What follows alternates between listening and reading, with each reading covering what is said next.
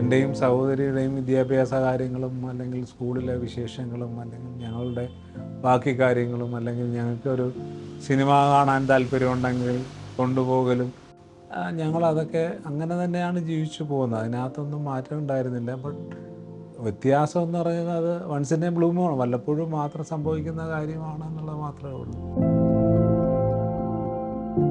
അച്ഛൻ മാരാരിക്കുളത്തെ പരാജയം, രാത്രി മുഴുവൻ ഞാനും അച്ഛൻ്റെ കൂടെ ഉണ്ടായിരുന്നു. അപ്പോൾ എത്ര വലിയ ഭൂരിപക്ഷമായിരിക്കും ഉണ്ടാകുക, അടുത്ത അച്ഛൻ്റെ ജീവിതത്തിലെ ഒരു മാറ്റം, പുതിയ മുഖ്യമന്ത്രിയായി ചുമതലയെടുക്കാൻ പോകുന്നു എന്നുള്ള ആ ഒരു ലൈനിൽ നിന്ന്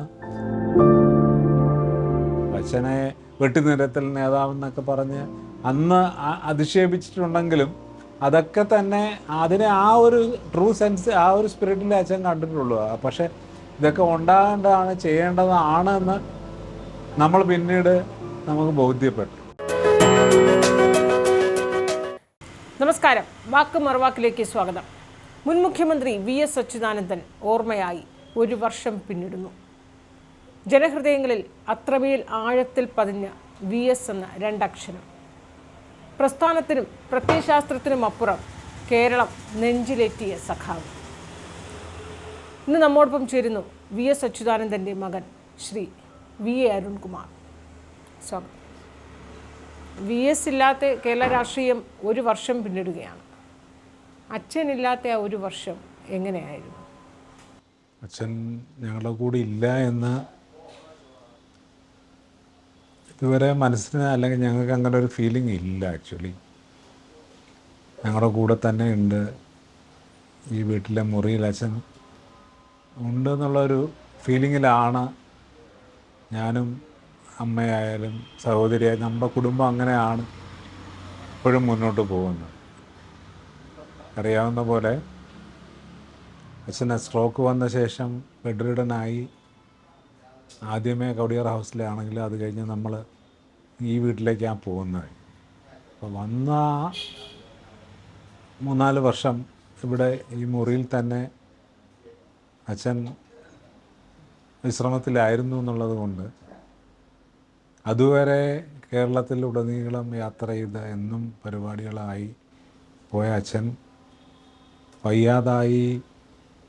ആ മൊബിലിറ്റി വിഷയം വന്നു. സ്ട്രോക്ക് കൊണ്ട് കാലിൻ്റെ സ്വാധീനം അങ്ങ് പോയി, കൈയുടെ സ്വാധീനം അങ്ങ് കുറഞ്ഞു. പിന്നെ നമ്മൾ ആ ഫിസിയോതെറാപ്പിയും അതിൻ്റെ ചികിത്സയൊക്കെ ആയി ബെറ്ററായി വരുന്ന. അപ്പോൾ ഞങ്ങളെല്ലാം മുഴുവൻ സമയം അദ്ദേഹത്തിൻ്റെ ആരോഗ്യ പരിപാലനമായി ജീവിക്കുന്ന ഒരു ചുറ്റുപാടായിരുന്നു ഒരു 4-5 കൊല്ലത്തോളം.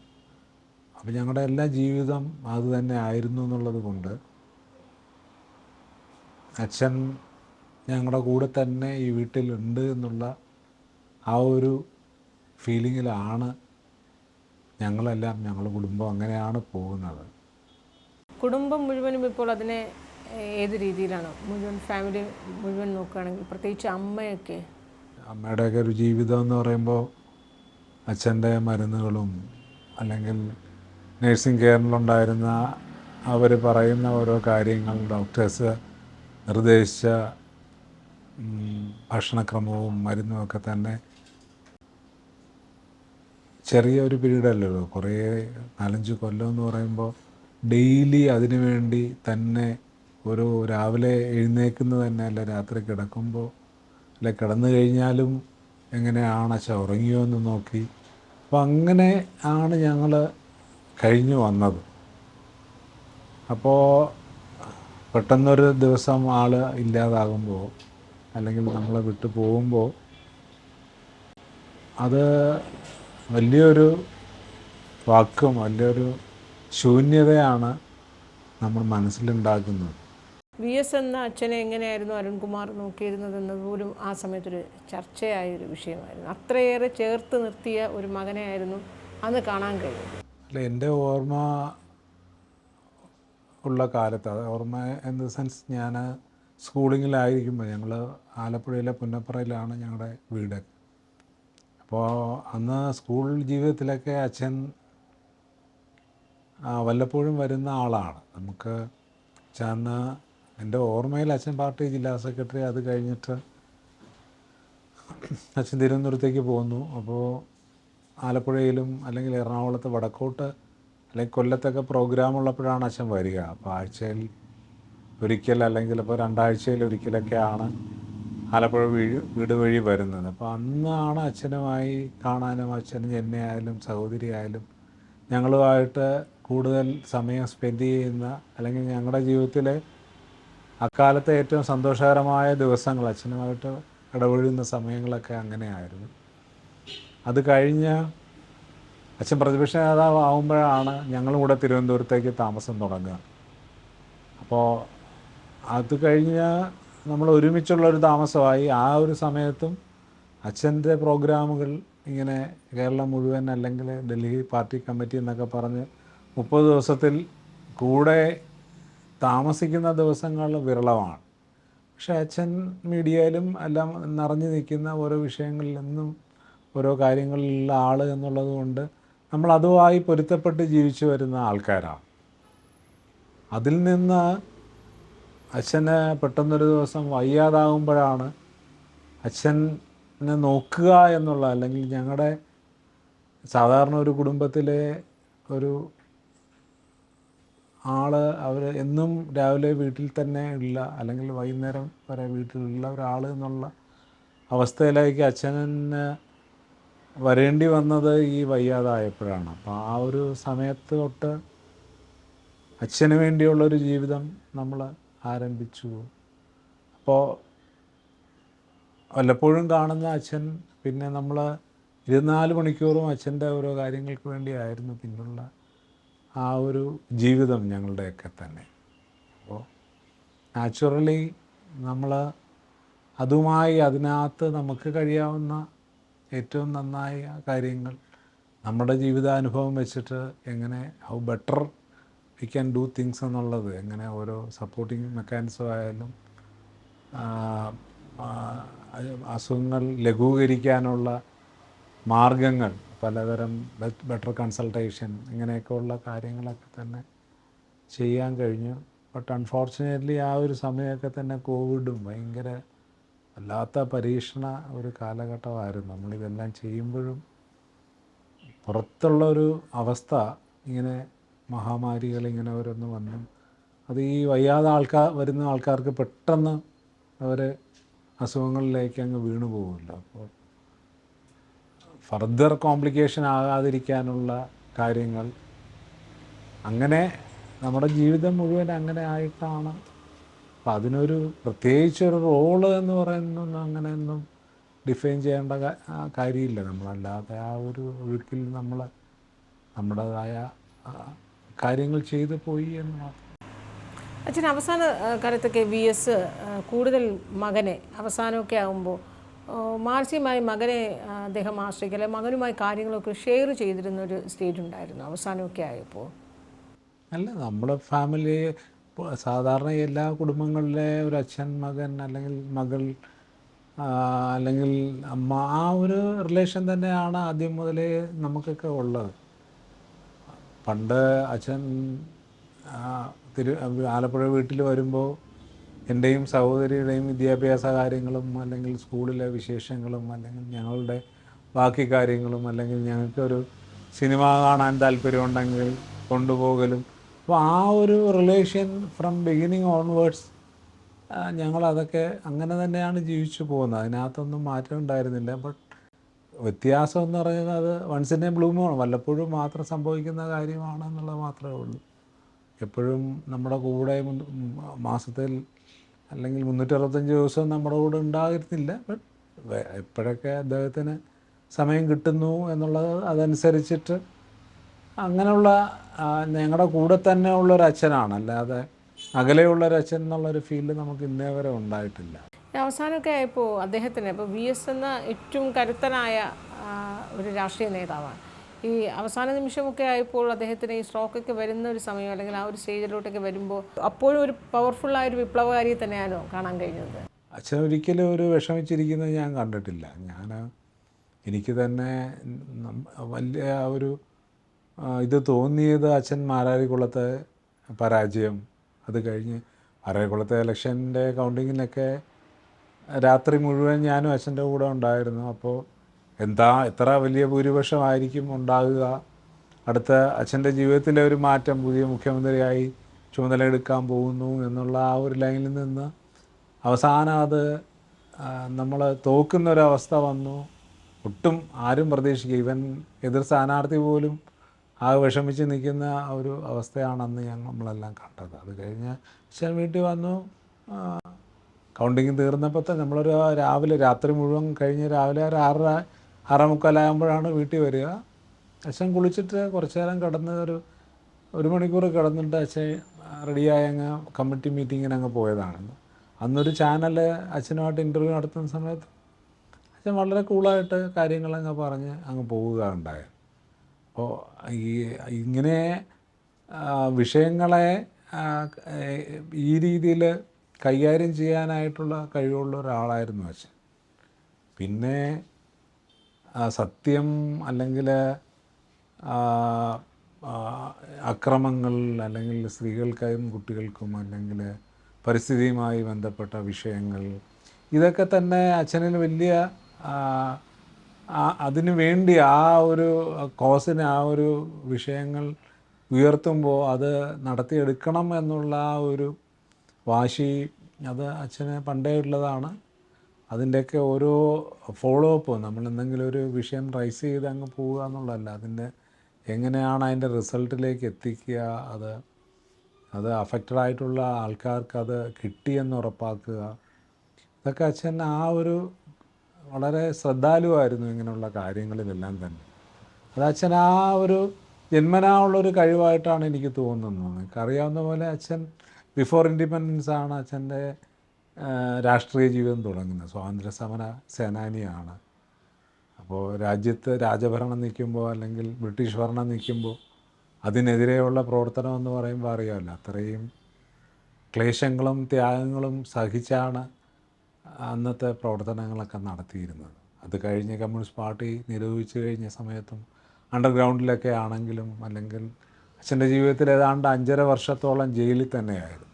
അതൊരു ചെറിയ കാലഘട്ടമല്ല. അപ്പോൾ ഇതെല്ലാം തന്നെ അച്ഛൻ്റെ ആ ഒരു സ്വഭാവ രൂപീകരണത്തിന് തീർച്ചയായും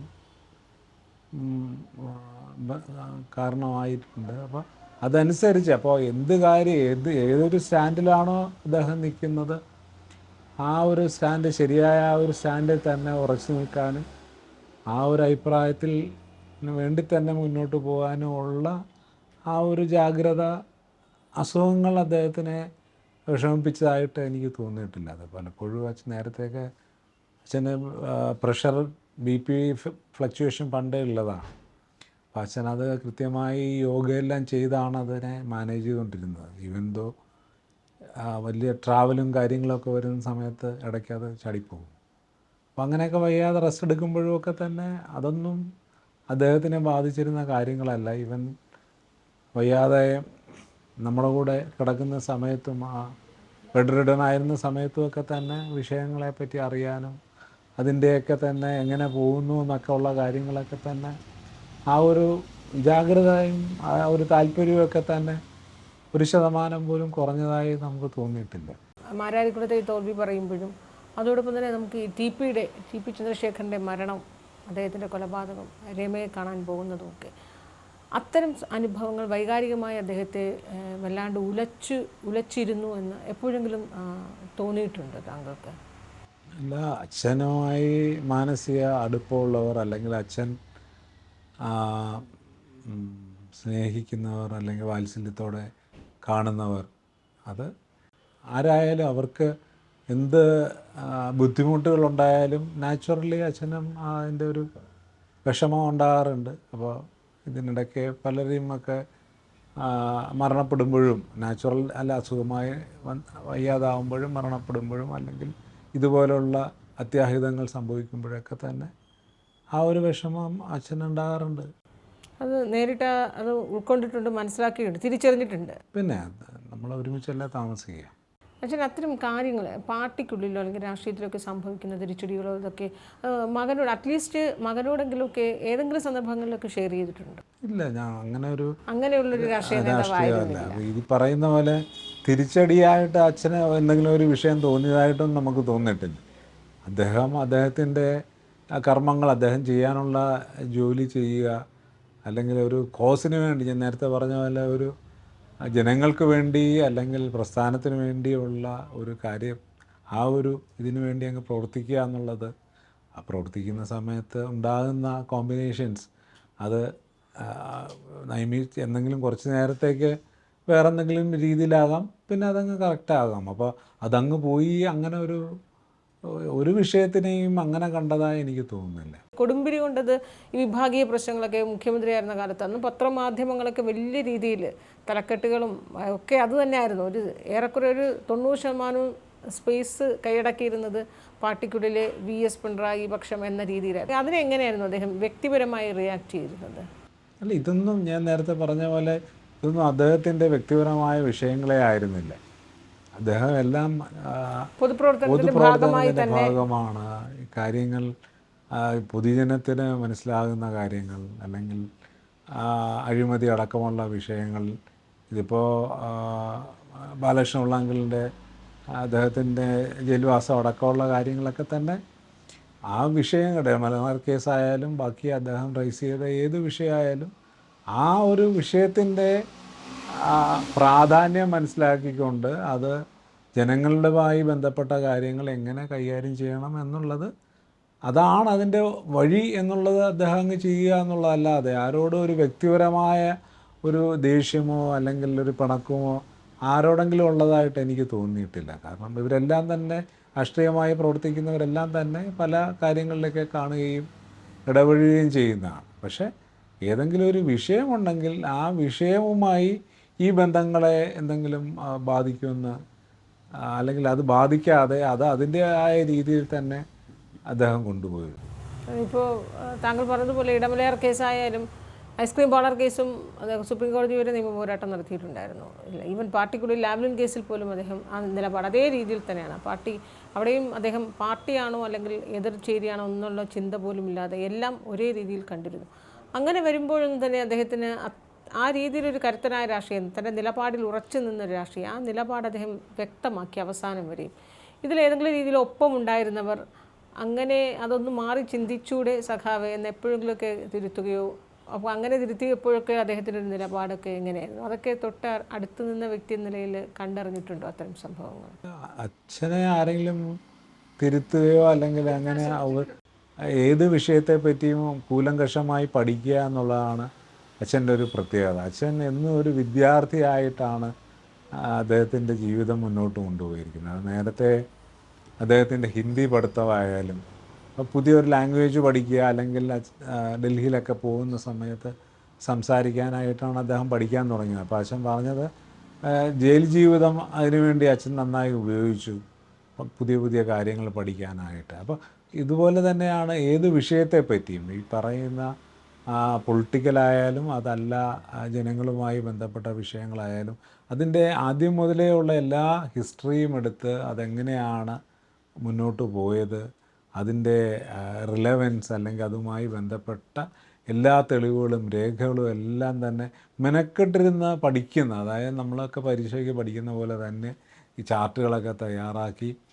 അച്ഛൻ അത് ഓരോന്നും വരച്ച് കൃത്യമായി ഇതൊക്കെ എന്താണെന്ന് നോക്കി, സംശയമുള്ളത് അതിൻ്റെ എക്സ്പെർട്ടുകളെ വിളിച്ച് ചോദിച്ച് അല്ലെങ്കിൽ അവരെ വരുത്തി, ഇതൊക്കെ ഞാൻ എൻ്റെ കുട്ടിക്കാലത്ത് നമ്മളിപ്പോൾ കന്റോൺമെൻറ്റ് ഹൗസ് ആയാലും അതല്ല വാടക വീട്ടിലായാലും ആലപ്പുഴ വീട്ടിലായാലും, ആലപ്പുഴ വീട്ടിലൊക്കെ തന്നെ പല രംഗത്തെ ഇപ്പോൾ പരിസ്ഥിതിയുടെയൊക്കെ തന്നെ പല എക്സ്പെർട്ടുകളും വന്നിട്ട് ഈ സബ്ജക്റ്റിൻ്റെ എക്സ്പെർട്ടുകളുമായി സംസാരിക്കുന്നതിൽ അച്ഛന് വലിയ സന്തോഷമായിരുന്നു. കാരണം ഓരോ രംഗത്തെ ആൾക്കാർ പറയുന്നതൊക്കെ തന്നെ അച്ഛൻ അത് കൃത്യമായി കേട്ടുപോവുകയല്ല, അതിൻ്റെയൊക്കെ നോട്ട് തയ്യാറാക്കി അതെന്താണെന്ന് പഠിച്ച് പിന്നെ അതിനുവേണ്ടി പോകുമ്പോൾ അദ്ദേഹത്തിൻ്റെ കയ്യിൽ തന്നെ ഒരു സെറ്റ് കാര്യങ്ങളുണ്ട്.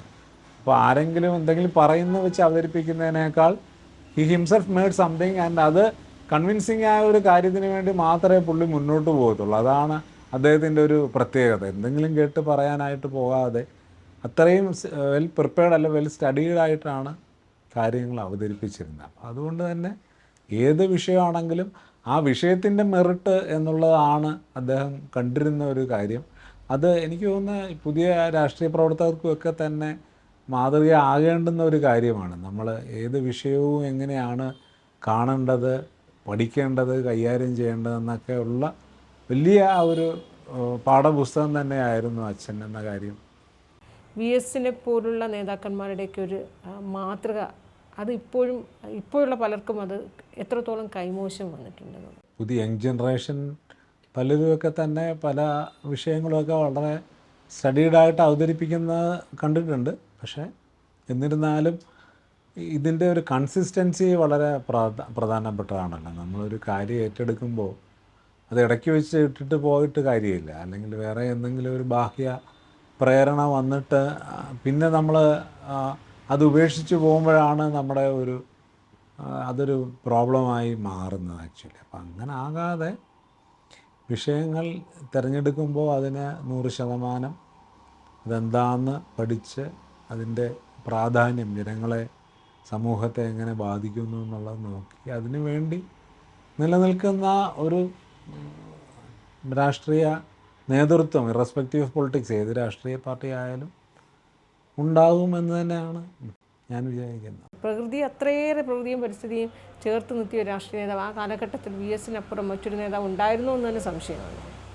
നമ്മൾ മനുഷ്യർ ശ്രദ്ധിക്കേണ്ടുന്നതായ വിഷയങ്ങൾ അല്ലെങ്കിൽ മനുഷ്യന് ആവശ്യമുള്ള കാര്യങ്ങൾ ഇതിലൊക്കെ തന്നെ നമ്മൾ എങ്ങനെയാണ് കൈകാര്യം ചെയ്യുന്നതെന്നൊക്കെ അച്ഛൻ നിരീക്ഷിക്കാറുണ്ട് എന്നാണ് എനിക്ക് മനസ്സിലായിട്ടുള്ളത്. ഇപ്പോൾ പ്രകൃതിയുടെ കാര്യങ്ങൾ വരുമ്പോൾ നമ്മൾ ഏറ്റവും ലീസ്റ്റ് ബോധേഡായിട്ടുള്ള ഒരു വിഷയമാണ് അതായിട്ടാണ് കാണുന്നത്. അപ്പം ലോകമൊക്കെ തന്നെ നമ്മൾ വ്യവസായ വിപ്ലവമെന്നോ അല്ലെങ്കിൽ വ്യവസായ പുരോഗതി എന്നൊക്കെ പറഞ്ഞു പോകുമ്പോൾ തൊട്ട് താഴെ നമ്മുടെ ഒരു കുടുംബത്തിൽ നമ്മൾ ജീവിക്കുന്ന സമയത്തുള്ള ആ ഒരു പ്രകൃതിയെ നമ്മൾ സ്നേഹിക്കേണ്ട അല്ലെങ്കിൽ കൈകാര്യം ചെയ്യുന്ന സമയത്ത് നമ്മൾ കൊടുക്കുന്ന ആ ഒരു ജാഗ്രത കുറവ് വരെ അതെങ്ങനെ എത്ര വലുതായിട്ടാണ് പ്രകൃതിയിൽ ഉണ്ടാകുന്ന, അതിനെ അഫക്റ്റ് ചെയ്യുന്നതെന്നൊക്കെ തന്നെ അച്ഛൻ സൂക്ഷ്മമായി നിരീക്ഷിച്ചിട്ടുണ്ടെന്നാണ് എനിക്ക് തോന്നിയിട്ടുള്ളത്. കാരണം അദ്ദേഹത്തിൻ്റെ കാലത്തൊക്കെ തന്നെ ഈ രാഷ്ട്രീയ പ്രവർത്തനവുമായി ബന്ധപ്പെട്ട് അന്നൊക്കെ നടന്നൊക്കെയാണ് മിക്കപ്പോഴും യാത്ര ചെയ്യേണ്ടി വരുന്നത്. ഇപ്പോൾ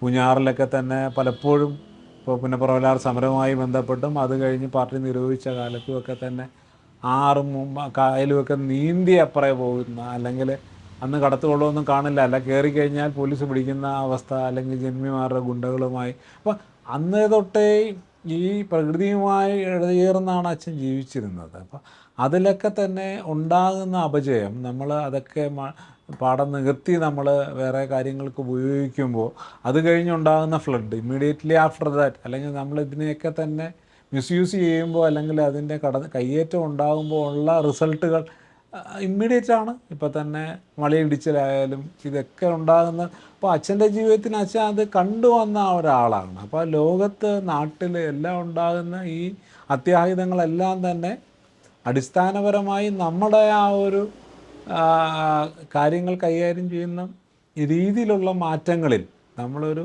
കുറച്ച് നിലപാടെടുത്ത് പ്രകൃതിയെ സംരക്ഷിക്കേണ്ടത് തന്നെയാണ് എന്നുള്ള ഒരു നിലയിൽ കാര്യങ്ങളെ കാണുമ്പോൾ കേവലം ഒരു പ്രസംഗം മാത്രം നടത്തി അല്ലെങ്കിൽ എന്തെങ്കിലും ഒരു ഇതിൽ മാത്രം പോകാതെ ഇതിനു വേണ്ടി ഒരു മുന്നിട്ടിറങ്ങിയാൽ മാത്രമേ ഇത് നടക്കുകയുള്ളൂ എന്നുള്ള ബോധ്യമുള്ള ഒരാളായിരുന്നു അച്ഛൻ. അച്ഛനെ വെട്ടിനിരത്തൽ നേതാവെന്നൊക്കെ പറഞ്ഞ് അന്ന് അധിക്ഷേപിച്ചിട്ടുണ്ടെങ്കിലും അതൊക്കെ തന്നെ അതിനെ ആ ഒരു ട്രൂ സെൻസ്, ആ ഒരു സ്പിരിറ്റിൽ അച്ഛൻ കണ്ടിട്ടുള്ളൂ. പക്ഷേ ഇതൊക്കെ ഉണ്ടാകേണ്ടതാണ്, ചെയ്യേണ്ടതാണ് എന്ന് നമ്മൾ പിന്നീട് നമുക്ക് ബോധ്യപ്പെട്ടു. ഓർമ്മ വെച്ച കാലം മുതലേ അച്ഛൻ എന്ന രാഷ്ട്രീയ നേതാവിനെയാണ് കണ്ടു വളർന്നത്. അച്ഛൻ അത്തരം രാഷ്ട്രീയ കഥകളുമൊക്കെയാണ് കേട്ട് വളർന്നത്. മുഴുവൻ സമയം പാർട്ടി പ്രവർത്തകനായാലോ അങ്ങനെ ഏതെങ്കിലും സമയത്ത് ഒരു ചിന്ത ഉണ്ടായിരുന്നു? ഞാൻ പഠിക്കുന്ന സമയത്ത് വിദ്യാർത്ഥി രാഷ്ട്രീയ അല്ലെങ്കിൽ വിദ്യാർത്ഥി പ്രസ്ഥാനത്തിൻ്റെ ഭാഗമായിരുന്നു. അത് കഴിഞ്ഞ് ജോലി ചെയ്യുന്ന സമയത്തുമൊക്കെ തന്നെ നമ്മളാൽ കഴിയുന്ന രീതിയിലുള്ള ആ ഒരു പ്രവർത്തനമാണ് ചെയ്തിരുന്നത്. അപ്പോൾ അച്ഛനെ എപ്പോഴും വിദ്യാഭ്യാസത്തിൽ ഒരു വലിയ പ്രാധാന്യം കൊടുക്കുന്ന ആളായിരുന്നു. അച്ഛൻ്റെ വിദ്യാഭ്യാസം അച്ഛൻ്റെ അന്നത്തെ ജീവിത സാഹചര്യം കൊണ്ട് പൂർത്തീകരിക്കാൻ കഴിഞ്ഞിട്ടില്ലായിരുന്നതുകൊണ്ട് തന്നെ ഞാനും സഹോദരിയും മാക്സിമം പഠിക്കണം എന്നുള്ളൊരു, അല്ലെങ്കിൽ ആ വിദ്യാഭ്യാസ രംഗത്ത് പ്രവർത്തനങ്ങൾ നടത്തണം എന്നുള്ളത് അതിനെ വലിയൊരു നോവലായ ഒരു കാര്യമായി ഒരു കണ്ടിരുന്ന ഒരാളാണ് അച്ഛൻ. അതിനൊരു ഏറ്റവും ആദരിക്കപ്പെടേണ്ടുന്ന ഒരു പ്രവൃത്തിയാണ് എന്നാണ് അതിനെ അച്ഛൻ കണ്ടിരുന്നത്. അപ്പോൾ അതുകൊണ്ട് തന്നെ ഞങ്ങൾ സ്കൂളിൽ പഠിക്കുന്ന കാലത്ത് അച്ഛനെ സന്തോഷിപ്പിക്കാനായിട്ട് നല്ല മാർക്ക് മേടിക്കാൻ പഠിച്ചു തുടങ്ങിയത് തന്നെ അതങ്ങ് കണ്ടിന്യൂ ചെയ്തു. ഇപ്പം ഞാൻ പ്രവർത്തിക്കുന്നത് ഒരു വിദ്യാഭ്യാസ മേഖലയിലാണ്. എൻ്റെ സഹോദരി ഒരു റിസർച്ച് മേഖലയിലായിരുന്നു വർക്ക് ചെയ്യുന്നത്. അപ്പോൾ ഇതെല്ലാം തന്നെ ഞങ്ങളുടെ ഒരു വർക്ക് ചെയ്യുന്ന എൻവയോൺമെൻറ്റ് തിരഞ്ഞെടുത്തതും ഒക്കെ തന്നെ അച്ഛൻ്റെ സ്വാധീനം ഡയറക്റ്റ് അല്ലെങ്കിലും ഇൻഡയറക്റ്റ് ആയിട്ട് ഉണ്ടായിട്ടുണ്ടെന്ന് നമുക്ക് പിന്നീട് തോന്നിയിട്ടുണ്ട്. പിന്നെ രാഷ്ട്രീയം ഈ പറഞ്ഞ പോലെ എല്ലാത്തിനും രാഷ്ട്രീയമാണല്ലോ. നമ്മൾ ശ്വസിക്കുന്ന വായു മുതൽ എല്ലാത്തിനും രാഷ്ട്രീയമുള്ള ഒരു കാലത്ത് തീർച്ചയായും നമുക്ക് നമ്മുടേതായ രാഷ്ട്രീയമുണ്ട്. നമ്മളത് പ്രവർത്തിക്കാൻ പറ്റുന്ന സമയങ്ങളിൽ അല്ലെങ്കിൽ ആ ഒരു സമയങ്ങളുടെ വിഷയങ്ങൾ മാത്രമേ ഉള്ളൂ. അവസാനമായ ഒരു ചോദ്യം. ഈ ഒരു ലോക ഫുട്ബോളിൻ്റെ ഒരു ഹരത്തിലാണ് ലോകം മുഴുവൻ നിൽക്കുന്നത്, ഫൈനൽ അടുക്കുന്നു. അച്ഛൻ ഈ സ്പോർട്സും ഫുട്ബോളൊക്കെ കാണാൻ താല്പര്യമുള്ളൊരു വ്യക്തിയായിരുന്നു? അച്ഛന് ഇതിനെല്ലാം താല്പര്യമുള്ള ആളായിരുന്നു. അച്ഛൻ എല്ലാ സ്പോർട്സ് ആക്ടിവിറ്റിയും പ്രത്യേകിച്ച് ഫുട്ബോളിനോടൊക്കെ തന്നെ. ഏത് ടീമിലായിരുന്നു അച്ഛന് താല്പര്യമെന്ന്? അങ്ങനെ പ്രത്യേകിച്ച് ടീമൊന്നും അല്ല, പക്ഷെ എല്ലാം കാണും. നല്ല നല്ല പ്ലേയേഴ്സിൻ്റെ കൂടെ എന്നുള്ളതാണ് അച്ഛന് അന്നും. ഇപ്പോൾ മത്സരങ്ങൾ നടക്കുന്ന സമയത്ത് മറഡോണയൊക്കെ ഒരു ഫാനൊക്കെ ആയിരുന്നു കാണുന്നത്. അതെ അന്നത്തെ ലൈവൊക്കെ ഫുട്ബോളൊക്കെ ലൈവ് കാണുമായിരുന്നു അച്ഛൻ. അതെ, മത്സരങ്ങളൊക്കെ നടക്കുന്ന സമയത്ത് നല്ല സമയമൊക്കെ കണ്ടെത്തുമായിരുന്നു. കണ്ടെത്തും എന്ന് പറയുന്നത് അവസരമുള്ള സമയത്ത് അങ്ങ് കാണുക, കേൾക്കുക എന്നുള്ളതായിരുന്നു. എന്തായാലും ഇത്രയും സമയം വാക്കും മറുവാക്കുമായി സഹകരിച്ചതിന് നന്ദി.